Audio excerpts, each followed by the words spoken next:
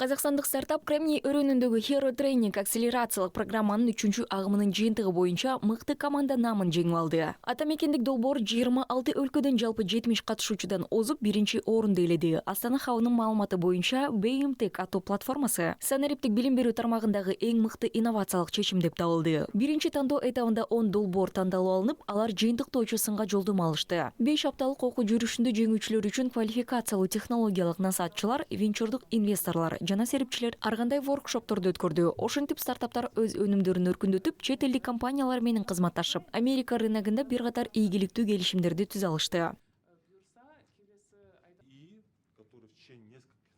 За эти 2 года мы в общей сложности отправили. Ушул 2 жылдын ичинде программага биздин аймактан 27 стартапты жөнөттүк. Бул стартаптар жалпысынан $2,7 миллион инвестиция тартып, алгачкы керектөөчүлөрдү жана инвесторлорду тапты. Ошондой эле бул долбоорлор Silk Road Innovation Hub алкагында активдүү колдоо алышат. Ал Кремний өрөөнүндөгү Пало-Алтодо жайгашкан. Башкача айтканда, алар АКШда бизнесин өнүктүрүп жаткан технологиялык ишкерлер ассоциациясынын колдоосуна ээ болушат.